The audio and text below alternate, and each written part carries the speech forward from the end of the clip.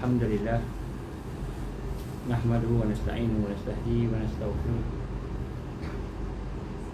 ونعوذ بالله من شرور أنفسنا ومن سيئات أعمالنا من يهده الله فلا مضل له ومن يضلل فلا هادي له أشهد أن لا إله إلا الله وحده لا شريك له وأشهد أن محمدا عبده ورسوله قال رب اشرح لي صدري ويسر لي أمري واحلل عقدة من لساني يفقهوا قولي رب زدني علما أما بعد.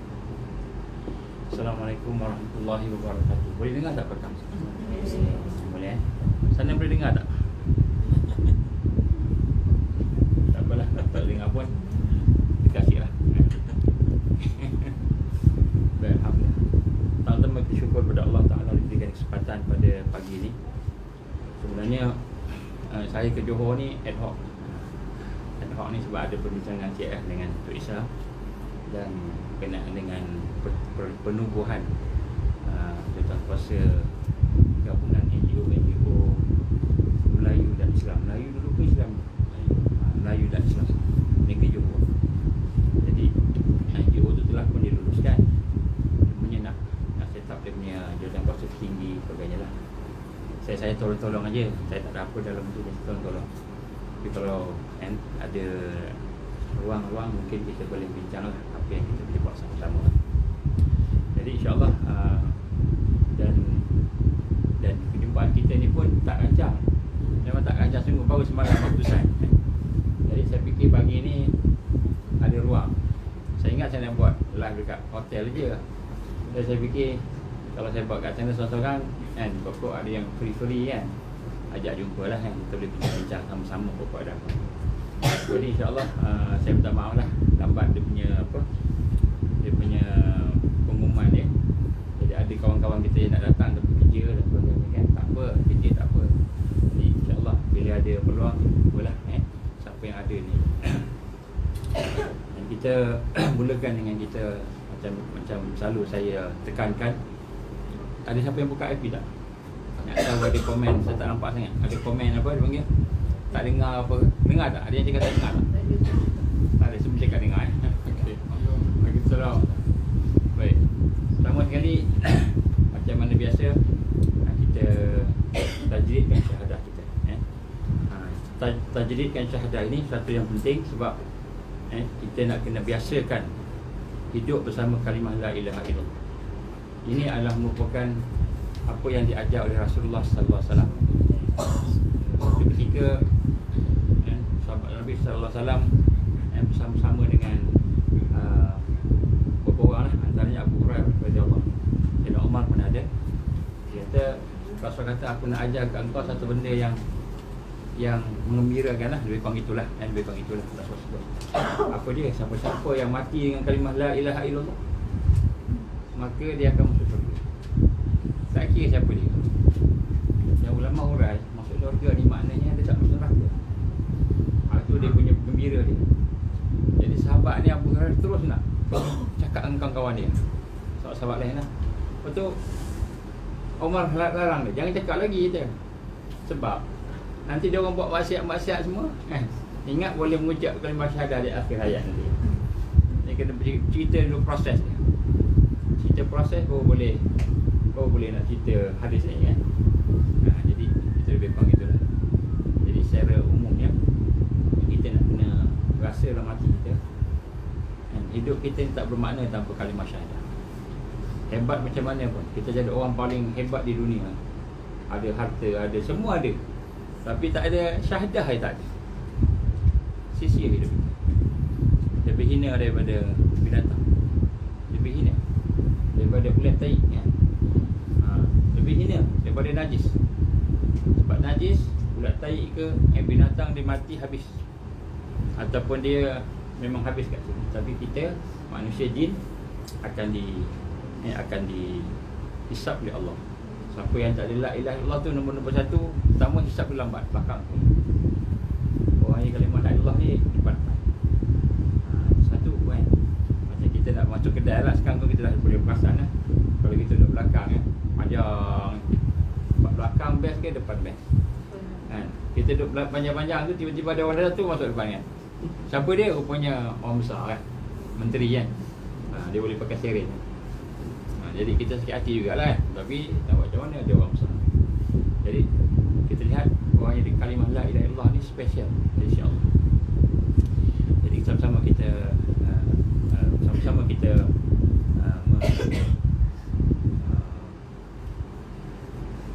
tajdidkan syahadah kita kan. Nombor satu, kita baca sama-sama syahadah ni, kita minta ke Allah dalam hati kita, ya Allah, hidupkanlah aku bersama dengan tauhid. Mentauhidkan kau. Kita nak jadi muwahhidin ni bagi. Muwahhidin ni orang yang mentauhidkan Allah. Iaitu bebas dari syirik. Nombor satu, kita baca, ya Allah, buanglah syirik. Syirik buang. Allah tak terima syirik, satu pun tak terima. Yang kedua, kita baca kalimah syahadah, kita doa, kita minta. Tok nak duduk sini, Tok.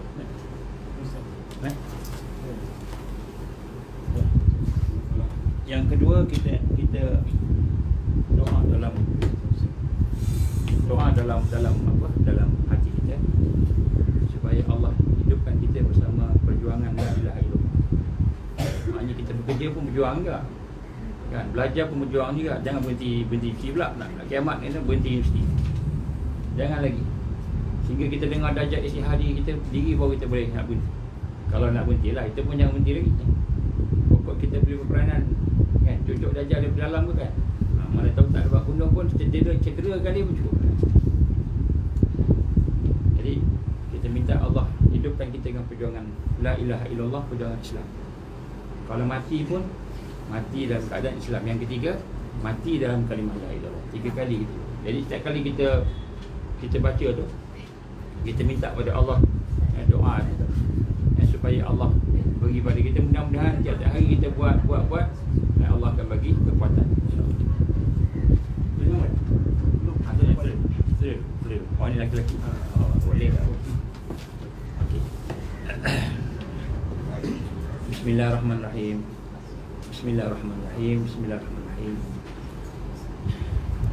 Asyhadu an la ilaha illallah.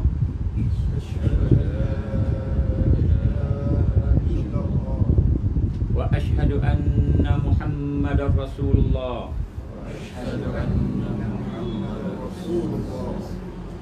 Asyhadu an la ilaha illallah.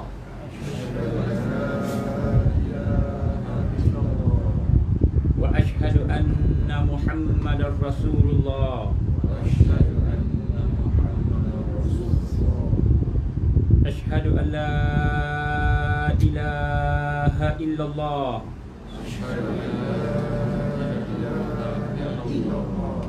Wa asyhadu anna Muhammadar Rasulullah.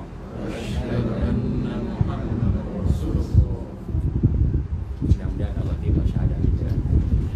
Yang kedua, kita selawat dan salam kepada Rasulullah sallallahu alaihi wasallam. Allahumma Muhammad wa ala ali Muhammad kama shallaita ala Ibrahim wa ala ali Ibrahim wa barik ala sayyidina Muhammad wa ala ali sayyidina Muhammad kama barakta ala sayyidina Ibrahim wa ala ali sayyidina Ibrahim fil alamin innaka Hamidum Majid. Jadi kita syukur pada Allah diberi kesempatan pada hari ini, dan alhamdulillah kita minta supaya Allah SWT memberikan kita kekuatan untuk kita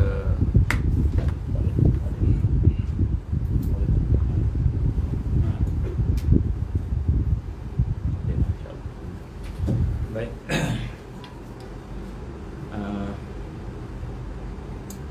Pada hari ini kita berapa lama tuan-tuan kupang berada kat sana? Sampai berapa? Siapa yang nak kena keluar awal ke apa? Ke cuti, memang cuti? Cuti kan? Memang cuti kan? Sebab saya lewat dengan 12 kan? Baik. Yang pertama sekali, dalam mungkin saya bagi sikit, lepas tu kita bincang lah dalam penyampaian yang lepas, yang kuliah duha yang lepas, yang terakhir sekali kita menyatakan bahawa kita ingin mendekati takwa. Takwa ni sebagai asas. Takwa ni ukuran kepada sejauh mana kita ni dengan Allah. Kalau kita semayang, puasa, dan kita zikir, baca Quran, zakat, umrah semua sekali, tapi takwa kita tidak tertingkat, maka sebenarnya seolah-olah yang kita buat tu macam kan, macam tak ada apa-apa, tak ada kekuatan lah, gitu. Jadi kita kena pastikan yang kita buat tu kan, meningkatkan takwa. Sebab takwa ni yang Allah tengok. Takwa ni kita nak nilai diri kita. Allah memang tahu kita dah. Kita nak tengok kita ni apa contoh takwa kan, kita dah sebut 3 je kan. Dia ada khasyah, dia ada khauf kan, dia ada takut, dia ada taat dan ibadah, yang dia menjauhkan benda-benda yang dosa. Dan 3 benda ni. Okay. Jadi untuk itu saya dah sebut dah, antara perkara yang penting ialah, antaranya ialah hamasah. Hamasah ni semangat untuk kita nak buat benda. Yang kedua ialah iradah qawiyah. Iradah qawiyah ni apa? Kehendak yang kuat, strong will power lah orang putih kata. Jadi macam mana kita nak dapat perkara ni? Jadi dia punya proses lah. Tapi sebagai permulaannya, mukadimahnya, kita nak kena kenal Allah. Asas dia kenal Allah dan kemudian sayang pada Allah. Asas kenal Allah, sayang Allah. Sayang itulah yang akan menyebabkan kita boleh ikut iradah qawiyah. Saya minta maaf, saya nak cakap ni tak boleh, bahasa tak boleh ni. Gigi berikat. Sebab gigi goyang. Gigi goyang. Saya punya ni jatuh sikit, tulang saya jatuh. Jadi goyang. Jadi doktor kata suruh ikat. Doktor cadang ikat. Kalau tak ikat, cabut. Dia kata nanti satu-satu hilang. Jadi ikat, akibat ikat, dia tandang baliklah gigi yang goyang tu. Jadi Allah izin berdarah dan bengkak lah. Jadi tu yang nak cakap tu pun dia jadi tak maaf lah. Kalau tak faham angkat tangan lah. Kekut lah. Saya nak tahan, nak jaga gigi ni sebab nak baca Quran lah. Kalau tak apa, biar gongak tak apa. Tapi pasal nak baca Quran, kalau gongak ni dia tak kalau satu tahan lagi, kalau sampai 2-3 dia jadi lain, bunyi dah lain kan. Saya tak tahulah sebab apa. Mungkin sebab macam-macam lah efek kesan dulu-dulu lah. Baik, insyaAllah. Salah satu perkara nak kenal Allah ni hari ni saya nak ajak kita sama-sama kenal Allah sebagai nama dia Al-Karim. Al-Karim ni apa? Kita nak kenal Allah sebagai Al-Karim kan? Allahul Karim kan? Sebab Al-Karim ni ialah satu sifat yang kita nampak dekat dunia ni pun, kita nampak sangat-sangat. Maknanya kalau Allah SWT kita tak boleh nak nampak dari sudut panca indera kita, tapi kita boleh kesan dekat makhluk pun ada benda. Baik. Jadi kita tengok ini sekejap lepas tu kita tengok macam mana. Ini panjang juga sebenarnya, tapi tak apalah, saya cuba ringkas. Al-Karim ini singkatannya, kalau kita kata singkat, nama Allah ni maknanya yang maha mulia. Orang panggil Al-Karim ni maha mulia, ataupun yang maha pemurah. Pemurah sangat kan? Ar-Rahman Ar-Rahim pemurah sangat juga. Ini pemurah. Al-Karim juga singkatannya yang cepat memberi. Jadi Imam Ghazali dia ada bagi 7 sifat, kurang lebih 7 sifat ataupun 7 makna Al-Karim. Jadi saya nak point-point sebab kita nak tengok Al-Karim. Sebab apa kaitan Al-Karim ni dengan akhir zaman? Besar sangat kaitannya. Sebab antara perkara yang akan menjadi senjata Dajjal ialah dia akan jadi orang yang dimuliakan, orang yang hebat, yang dimuliakan, raja. Orang akan tengok dia, semua suka.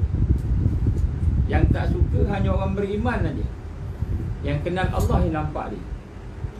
Sebab saya dah cerita dalam penyampaian yang lepas kan, bila dia keluar semua orang kenal. Kita akan kenal saja. Kita tak pandai baca pun akan kenal, kata Nabi SAW. Sebab dia akan isytiharkan diri. Tunggulah masa ni.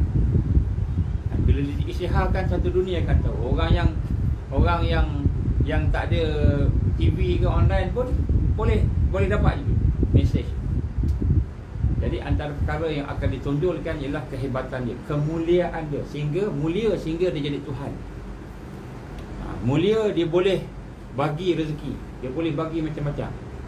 Jadi kita nak kenal Allah dengan nama Al-Karim, supaya mudah-mudahan kita sayang ke Allah, sayang betul-betul, sebagaimana kita sayang orang yang dimuliakan. muliakan, yang kita pandang tinggi. Baik, ada 7 sifat, saya ringkasnya.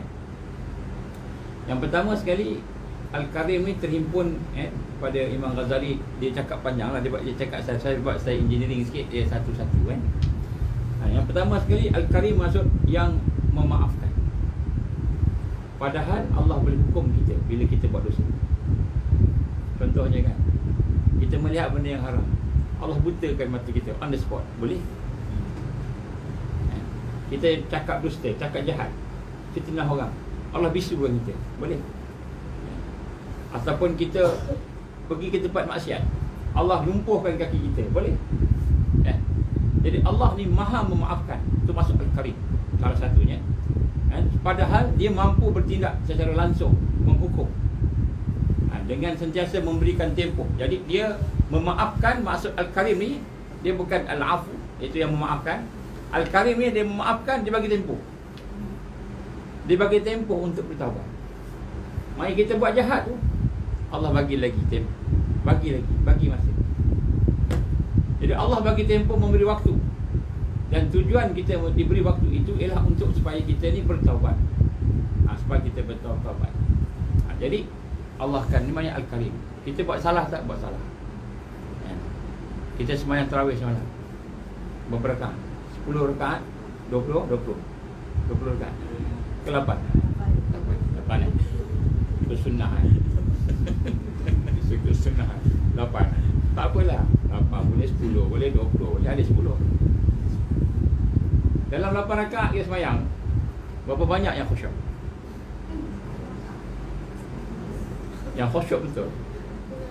Apa maksud khusyuk? Secara ringkas, khusyuk ni, kita terputus daripada dunia.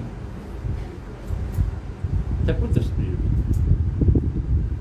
Kita rasa mengagungkan Allah. Hati, otak kita ni, akal kita terputus daripada dunia.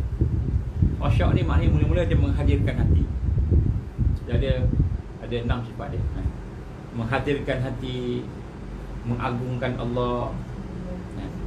Ada sifat, saya pernah bagi dalam kuliah lah, tapi ingat tak ingat kita lah. Mengagungkan Allah, perasaan. Itu khusyuk. Fokus kan. Baik, tak apalah. Jadi maknanya kita tengok, kita semayang depan Allah ni, tapi tak khusyuk.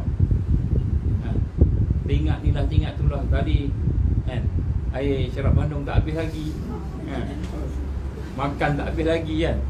Kita tengok macam-macam kan. Jadi tak khusyuk. Kalau Allah nak hukum kita on the spot, cuba anak kita buat kesalahan depan kita, kan? Anak kita katakanlah jangan menipu, tiba-tiba dia tipu depan kita, kan? Dia kata, kau tipu kan? Tak, dia tipu lagi, kan? Marah kita. Silap menampar dia, kan? Ataupun anak mencederakan kita, kan? Dia ambil pisau cocok kita, kan?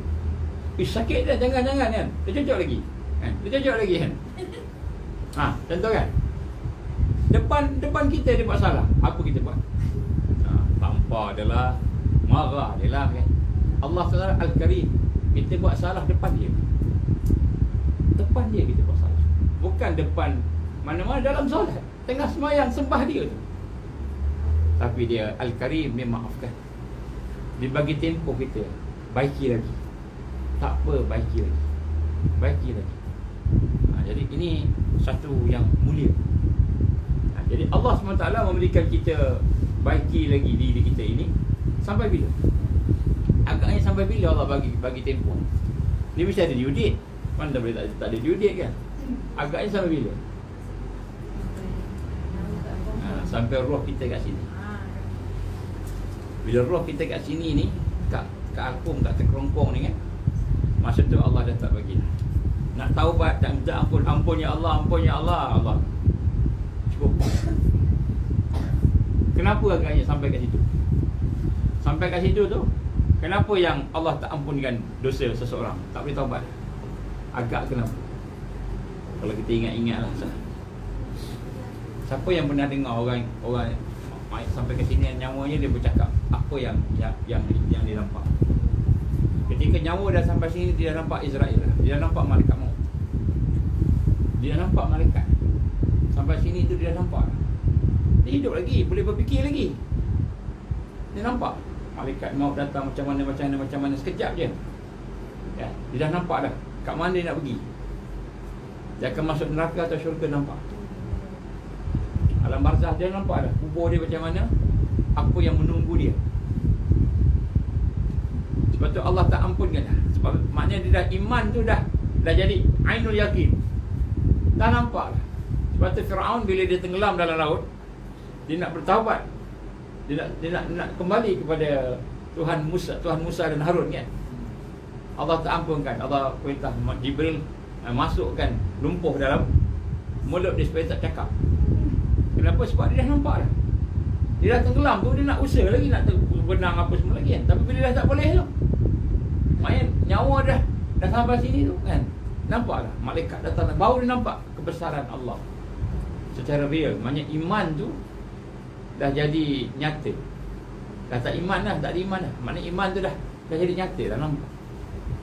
Jadi sebab tu Allah bagi kita tempoh sampai nyawa kita.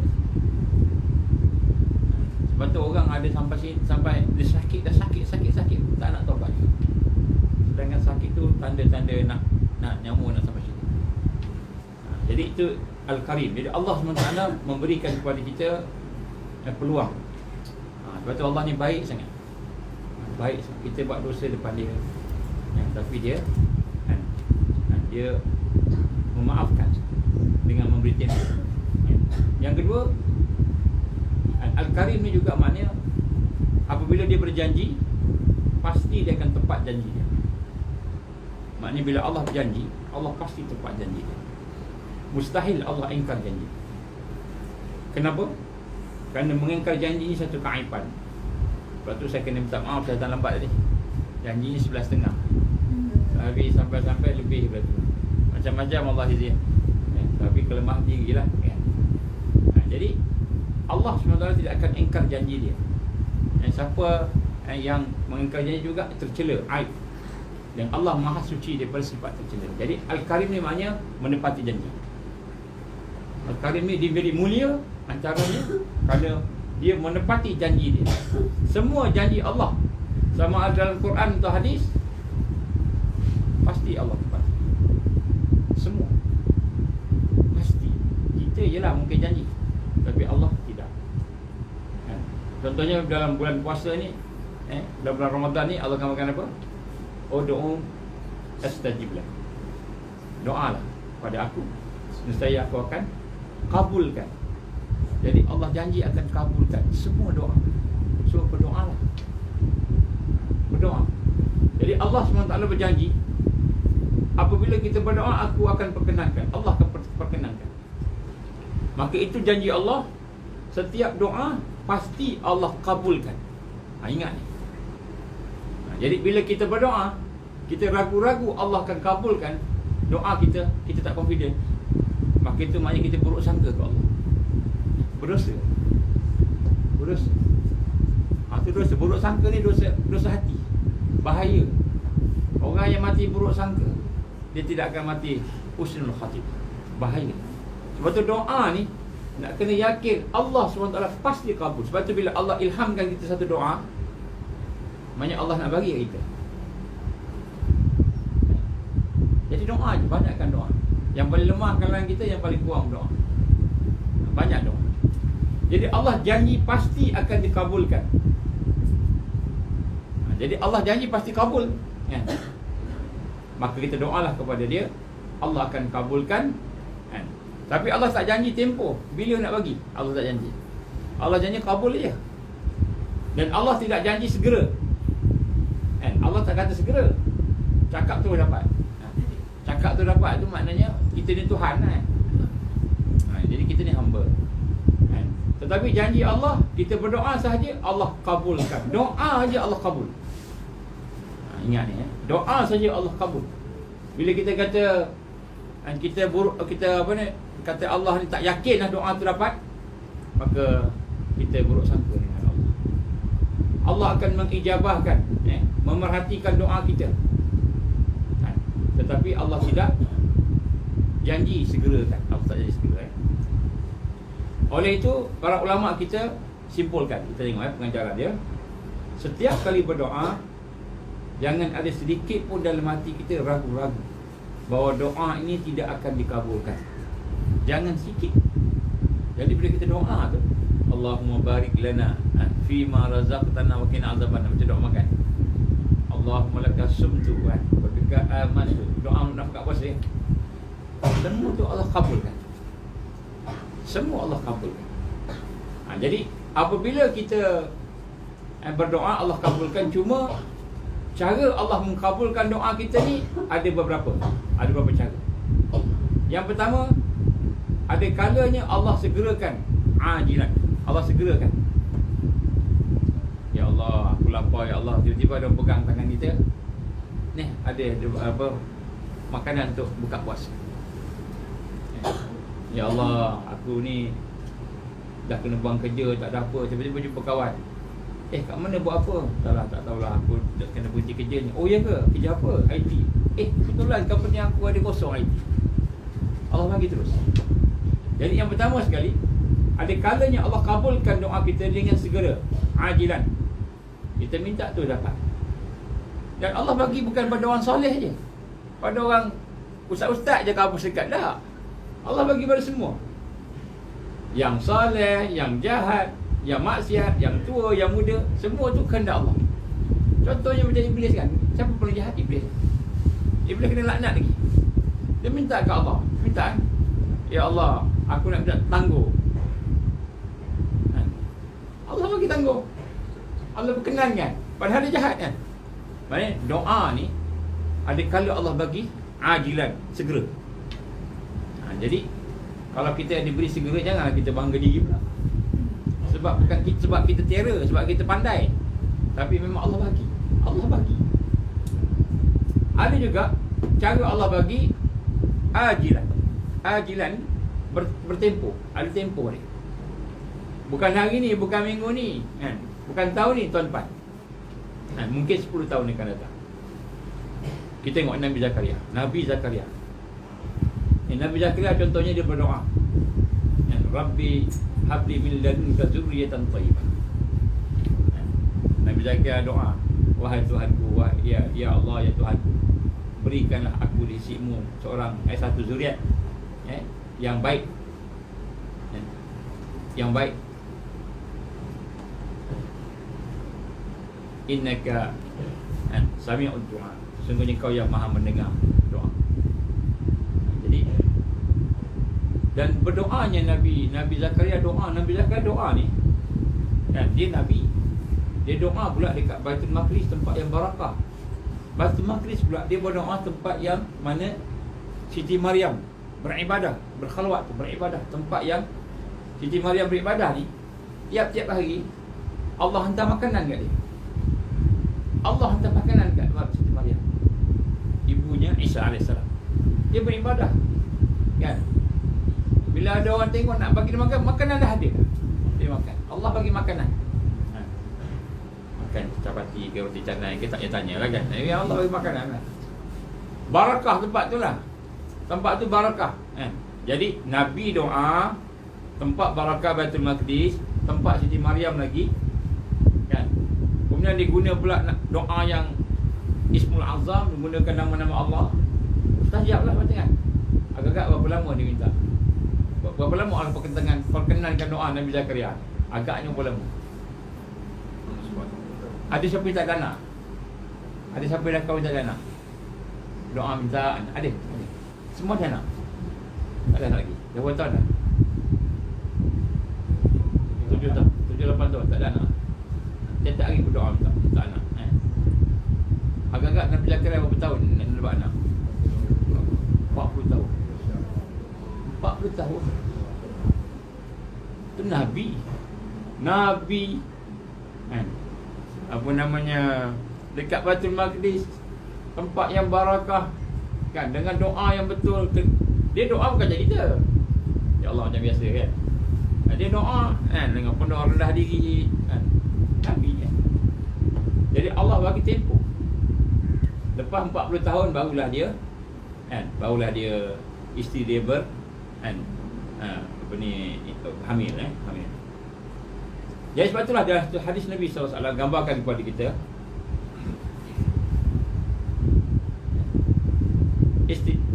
istizarul farj ibadah. Jadi rupa-rupanya kita doa ni, kita tunggu nak makbul ni, menunggu tu pahala. Menunggu doa tu pahala.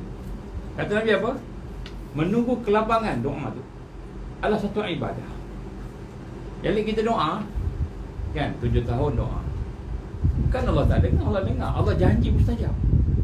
Allah janji kabul. Kan? 7 tahun. Maknanya rupanya ada ibadah yang khas, pahala yang khas. Doa tu. Jadi orang yang ada anak tak dapatlah pahala tu. Orang tak kahwin lagi tak dapat. Jadi kita lihat sini, rupa-rupanya bila kita doa, Allah bagi tempoh mentangguhkan doa tu. Pahala Allah bagi, bukannya Allah tempoh tak bagi apa-apa, bagi. Ada Allah ni, ada bonus ni. Jadi sebab tu jangan ragu-ragu bila berdoa. Jangan ragu-ragu, doa kita kabul. Masalahnya bila Allah kabulkan, kita buat apa? Itu masalah. Bila sakit kan, tiba-tiba sihat, syukur tak? Dia tengok lagi malas bayar, lagi susah nak khusyuk kan? Masa tengah sakit khusyuk, ya Allah nangis minta. Bila Allah bagi sihat tak khusyuk dah sebab dah boleh bergerak sana sini. Masa miskin khusyuk doa, khusyuk solat, rendah diri, menangis. Bila dah kaya tak boleh menangis.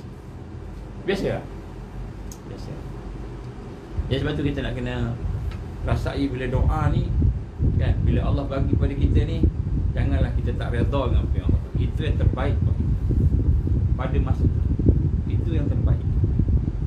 Sebab tu Allah tangguh. Sebab tu Allah bagi kita masalah. Masalah itu terbaik bagi kita.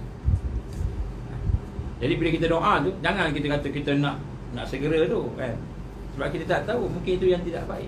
Kita tak tahu kan? Jadi ni yang kedua kan, cara ringkas kan. Jadi sebab tu contoh yang kedua ni, jangan desak Allah lah maknanya. Jangan desak Allah. Ya Allah, aku nak juga tahun ni ya Allah. Aku nak juga tahun ni. Aku nak kembar ya Allah, 3 kembar. Kerana bila kita desak-desak Allah, itu termasuk satu yang akan mencacatkan doa kita, mencacatkan ibadah kita. Minta dia segerakan. Jadi doa kita rosak. Yang ketiga, yang ringkas. Ni tanda Allah muliakan, maknanya kita nak rasa kita doa tak berkenan ni, bukan maknanya Allah tak berkenan, tapi hanya Allah tangguhkan. Dan bila tangguh tu, Allah bagi benda lain pula, pahala. Kan, pahala. Allah nak dengar kita punya rintihan. Allah nak dengar kita nak bagi hati kita lebih dekat dengan dia. Adalah benda Allah nak bagi. Yang ketiga kan, bila berdoa tu kadang Allah tak bagi sebab Allah nak gantikan dengan lebih baik. Allah gantikan dengan yang lebih baik. Kita minta RM1 juta. Allah tahu kita perlukan 10 juta. Allah bagi 10 juta. Kerana Allah beri yang lebih, yang kita perlukan, bukan kita nak. Itu maknanya Allah ni Al-Karim. Allah ni mulia, maha mulia. Allah bukan nak bagi yang sikit, Allah nak bagi yang banyak. Jadi sebab tu kita nak kena rasa Allah ni bukan saja Al-Karim dari sudut mulia tadi, tapi dia pemurah. Maknanya pemurah. Apa maksud pemurah? Allah akan gantikan dengan satu anugerah yang lebih baik. Kita masa baru nak kerja minta, ya Allah, susah ya Allah nak minta motor. Dapat motor pun cukup lah. Tiba-tiba Allah bagi 2 biji kereta. Pasal mula-mula kenderaan tak ada, pergi naik bas sebagainya kan. Tengok-tengok sekarang 3 biji dah kat rumah. Kita minta kenderaan, doa kan. Tapi selepas berapa tahun Allah bagi tak? Allah bagi. Allah nak bagi yang lebih baik. Tapi kita kena sabar dan sebagainya. Okey, yang keempat, kita doa kita tu Allah simpan untuk akhirat. Allah jadikan kan pahala.